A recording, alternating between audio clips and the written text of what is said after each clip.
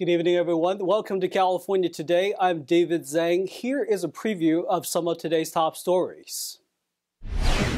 California officially bans hand count ballots for most elections. This is one of many bills the governor has signed in recent weeks. An ex-gynecologist has died while waiting trial. The man over a dozen criminal charges for allegedly abusing his patients sexually. The Airbnb guest has refused to leave or pay rent for over 540 days. She's also demanding a payout of $100,000 if the owner wants her to move out. The governor signed a bill that bans hand counting ballots in nearly all elections in California. One county is already suing the state over the new law. Governor Gavin Newsom signed AB 969 on October 4th, authored by Assemblywoman Gail Pellerin. The bill took effect immediately. The law forbids any election officials from performing a manual vote count in an irregular election with more than 1,000 registered voters or a regular election with more than 5,000 voters. Exceptions are available to officials who receive approval from the California Secretary of State. Other exceptions include natural disasters or during states of emergency. In a social media post, Pellerin wrote, "The bill puts in important guardrails to ensure that California's elections remain accessible, accurate, and auditable." The bill passed the legislature along party lines, with Republicans in opposition. The Election Integrity Project California is among the organizations that oppose the legislation. They claim AB 969 dictatorially removes from the table any election model other than the one fully reliant on the very technology that so many people worldwide not only believe but know to be unreliable and manipulatable. Meanwhile, Shasta County has already moved to sue California over the new law. Earlier this year, it moved toward holding future elections entirely with paper ballots, with results counted by hand. Members of the County Board of Supervisors who approved the plan said it's a way to avoid cyber attacks. Officials in the county have been waiting for Secretary of State Shirley Weber to accept their hand count plan, but it hasn't been approved yet. A California bill that would streamline the process for some community college students to transfer to a UC campus is one step away from becoming law. But the Student Association opposed the bill, saying that it does not have the input from education experts and students. AB 1291, introduced by Assemblyman Kevin McCarthy, would establish a pilot program that prioritizes community college students who complete associate degrees in certain majors for admission into UC campuses. The pilot would begin at UCLA and then expand to other UC campuses by the 2028-29 school year. It would require those campuses to have 12 majors eligible for the program and 4 to be in the science, technology, engineering, or mathematics fields. McCarthy said that the bill would streamline the state's community college transfer system to UC schools. But the UC Students Association argued that the bill was drafted without input from education experts, college practitioners, and students. According to them, the transfer should be eligible for all majors, not just the select number of majors as proposed in the bill. The bill unanimously passed the Assembly and the Senate. It is waiting for the governor's approval or veto by October 14th. The ex-gynecologist from a Southern California university in the midst of a waiting trial has died. NTD's Christina Corona has more on the story. George Tyndall, the former USC gynecologist, was accused of sexually abusing his patients. According to his lawyer, he was found dead at the age of 76 in his home on Wednesday. Leonard Levine, Tyndall's attorney, told The Times a friend of Tyndall became concerned when he failed to answer his phone calls and went to check on him. That friend said he found Tyndall unresponsive and cold to the touch. Tyndall was accused of inappropriately touching 16 women as a gynecologist. He faced 29 criminal charges for sexual offenses in 2019 and entered a plea of not guilty. Tyndall had served as an OBGYN at the university for nearly 3 decades before his termination in 2017. In 2021, USC reached a historic settlement of $1.1 billion to resolve numerous lawsuits related to allegations of sexual abuse involving Tyndall. This agreement addressed civil claims brought by 710 former former patients of Tyndall. Audrey Nafziger, a former patient who had accused Tyndall of inappropriately touching her and taking photos of her genitals, told the Los Angeles Times, "I'm not happy that he died. I wanted to see him convicted for what he did." There has been no reported official cause of death as of yet. Christina Corona, NTD News, Los Angeles. The largest fraud scheme in the nation targeting a federal COVID reimbursement program. The DOJ says they have charged a Southern California doctor for stealing $150 million. NTD's David Lam reports. 64-year-old Anthony Hao Din of Newport Coast, a licensed doctor of osteopathy, was recently charged for defrauding a COVID-19 program for uninsured patients. The DOJ accuses Din of submitting over $250 million in claims, ultimately receiving about $150 million in payments for treating patients already insured, giving services not actually rendered or not medically necessary, officials said. The HRSA COVID-19 uninsured program reimburses healthcare providers who conducted COVID testing or treatment for uninsured individuals from 2020 to 2022. Now, according to the government page, the program stopped accepting claims due to a lack of sufficient funds. The Orange County doctor was an ear, nose, and throat specialist, as well as a facial plastic surgeon. He was charged on September 27th in an 18-count indictment for phony claims made from July 2020 to March 2021. The feds alleged he was involved in money laundering, and this is the largest fraud scheme in the nation targeting this federal program, which is discovered at this time. 2 other defendants were also charged, including Din's sister. If convicted, the defendant Din could face a total of 50 years in prison. As of 2023, the Justice Department says they seized over $1.4 billion in stolen COVID-19 relief funds and charged over 3,000 defendants across the country. David Lam, NTD News, California. Los Angeles County is proposing to erase debt from medical bills for residents. Officials estimate the accumulated debt totals to over $2.6 billion. The Los Angeles County Board of Supervisors unanimously approved a motion on Tuesday to reduce medical debt. In a statement, Supervisor Janice Hahn said, "Far too many people in my district, particularly our essential workers, Black, Latinx, and low-income families with children, have been burdened by medical debt. The decision would pave way for a new ordinance that would require hospitals within LA County to publicly share debt-related data online for patients. Officials will also find ways to recommend new policies and practices to reduce residents' debt. The total debt the county's residents have accumulated is estimated to be over $2.6 billion. The county intends to pay for it. The Department of Public Health estimates a $24 million investment over 2 to 3 years of sustained funding can possibly help relieve the debt." NTD reached out to Hahn's office for a comment on how the county will pay for the debt, but did not hear back by airtime. For 540 days, a woman has been refusing to leave or pay rent at an Airbnb rental in Los Angeles. In an ongoing legal battle, a judge so far has ruled that the landlord does not have the legal right to evict the woman. NTD's Jason Blair has more on the story. A California woman rented a luxury guest house in an upscale LA neighborhood for 6 months through Airbnb. However, the guest is refusing to leave and has been living in the house for 1.5 years without paying. She is demanding a $100,000 relocation fee before moving out.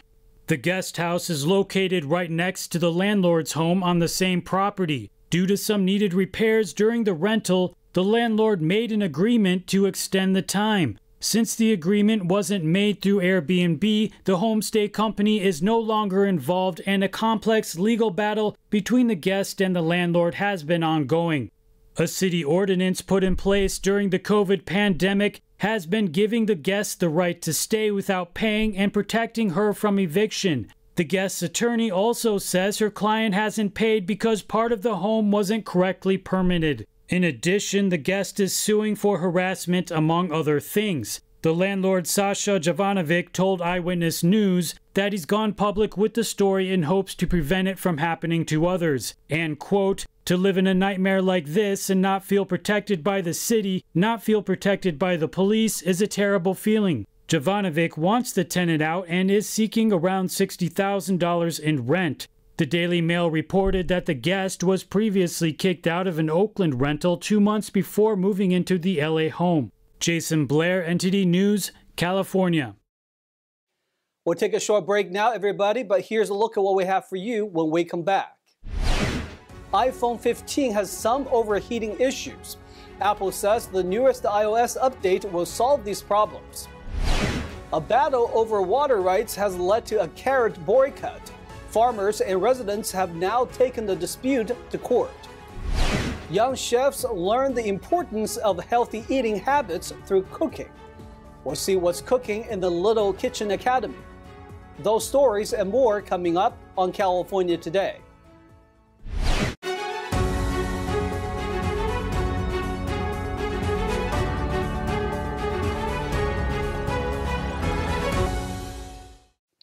Welcome back to California Today. I'm your host, David Zhang. Apple said it is addressing an overheating issue for the iPhone 15. The tech giant blames popular apps and games that use more processing power for the heating issues. Apple has released an iOS 17 system update that includes a fix to prevent the iPhone 15 lineup from becoming uncomfortably hot. According to the release's accompanying notes, the new update, quote, addresses an issue that may cause the iPhone to run warmer than expected. The Cupertino-based company blamed a software bug and other issues tied to popular apps such as Instagram and Uber for causing the new phone to heat up. It's not unusual for new iPhones to get uncomfortably warm during the first few days of use or when they're being restored with backup information stored in the cloud, issues that Apple already warns users about. The devices also can get hot when using apps such as video games and augmented reality technology that require a lot of processing power. But the heating issues with the iPhone 15 models have gone beyond those typical situations. In its acknowledgement, Apple stressed that the trouble isn't related to its new processor or titanium casing that houses the high-end iPhone 15 Pro and iPhone 15 Pro Max. Apple also dismissed speculation that the overheating problem might be tied to a shift from its Lightning charging cable to the more widely used USB-C port. The shift was to comply with a mandate issued by European regulators. In Southern California, a fight ensues between local farmers and residents and some of the nation's largest carrot growers. Now they're calling for a boycott of their carrots. 2 years ago, Grimway Farms and Bolthouse Land Co. sued scores of small farmers, cattle ranchers, and others living in the remote farm country hills of New Cuyama. The companies sought to assert their rights to the groundwater needed to farm there. Locals started a campaign to boycott the company's carrots. We're asking people to boycott carrots because that is a way to tell these companies that we're unhappy with the way they're operating and the way they're treating a community and where they farm. Grimway, which has grown carrots in Cuyama for more than 3 decades, is currently farming less than a third of its 20 square miles. Over the years, they saw groundwater levels decline and the cost of pumping rise. We want to be here for decades to come. We've been here for a long time. We've done a lot of conservation efforts, whether it's upgrading our sprinkler pipes, the sprinkler heads themselves, reducing the acreage. But residents are angered by the company's decision to take them to court, and some have taken to organizing a boycott of carrots to call attention to the issue. And they have been over pumping our groundwater, and that means that there's more groundwater being taken out of the valley than is being replenished by rainfall. And this is a valley that's entirely dependent on groundwater. So that's a huge issue. Residents said the water district serving a cluster of small homes told them it's raising rates to cover legal fees. Lee Harrington, who started growing pistachios after shifting away from water-consuming hay, said his legal bills exceed $50,000 and the court case has barely started. For the last 40 years, their water's been going down, down, down, down, down, down, down, down, down. It was a huge pool, but now it's going down, down, and the pool's going to be empty, so then they're going to leave. And when they're leaving, they're going to leave in this dust bowl. It's going to turn to weeds, tumbleweeds. It's going to be a nightmare. Until recently, California didn't regulate groundwater, allowing farmers and residents alike to drill wells and take what they needed. That changed in 2014 when the state faced a historic drought, and as ever deeper wells caused land in some places to sink and water quality to erode. The idea was to form local groundwater sustainability agencies and task users to reach consensus on how to manage their water. It hasn't been easy as many landowners want to pin down exactly how much water they'll get into the future. That prompted lawsuits to determine how much water each property can use, a process that hauls an entire community into court. In Cuyama, Grimway and Bolthouse initially supported the local groundwater sustainability agency and plan, but they think other farmers are getting a pass and want the courts to create a fairer solution to reduce pumping throughout the basin, not just on their lots. Carrots, fortunately, are very, very good water users.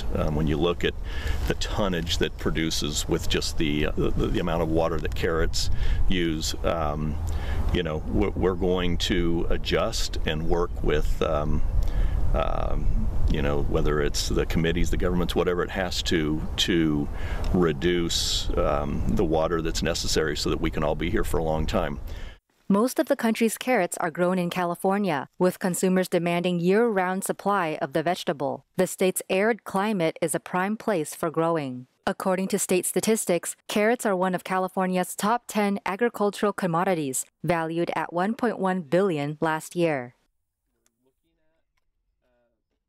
Mini chefs discover the magic of cooking and nutrition.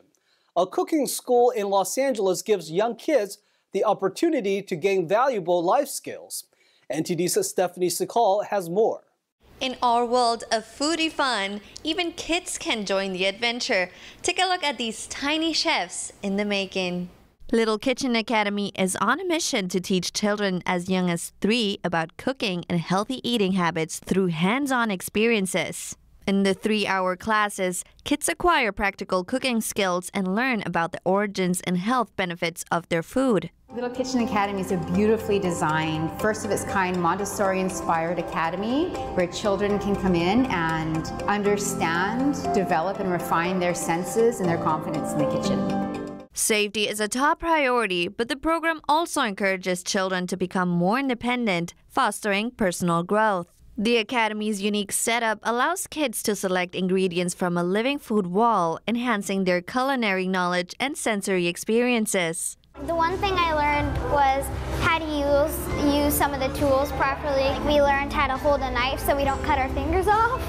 We learned how to grip it, which I think is important to learn in the kitchen. Currently available for children aged 3 to 18, Little Kitchen Academy plans to expand to more locations in the future. Teaching kids how to cook is not just about making meals. It's about equipping them with valuable life skills to promote healthier living, independence, and personal development. Stephanie Secal, NTD News, Los Angeles. Now let's check in with NTD's Carlos Reyes for our sports roundup.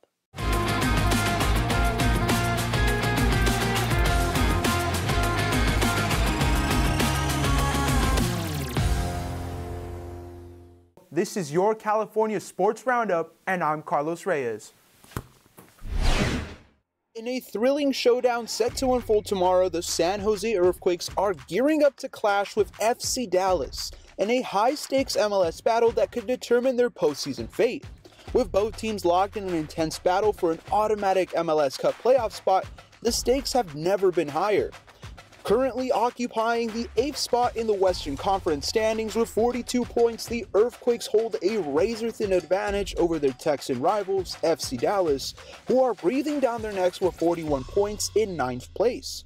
It's a must-win situation for both sides as they vie for the coveted playoff berth. The Earthquakes have shown flashes of brilliance throughout the season, led by their dynamic attacking duo, but inconsistency has plagued them at times. The San Jose club has had multiple opportunities to earn a playoff berth, but hasn't been able to capitalize. Recently, the San Jose Earthquakes and Minnesota United FC played to a 1-1 draw on the road at Allianz Field. A late equalizer from defender Paul Marie earned the Quakes a crucial point on the road. Tomorrow's clash promises to be a nail-biter with fans from both sides on the edge of their seats. Now let's shift it over to Tyler Castillo for some 49ers coverage. The San Francisco 49ers running back breaks a record for the franchise. They took on the Arizona Cardinals in a Sunday game. Christian McCaffrey scored a touchdown in his 13th straight game on the Niners, breaking all-time great Jerry Rice's record of 12 straight games with a touchdown for the 49ers. But not only did McCaffrey score a touchdown to beat the record, he scored 4 touchdowns in this one game. The man landed 3 rushing touchdowns and 1 receiving touchdown, with one of them including a McCaffrey hurdle over a player going in for the tackle on him.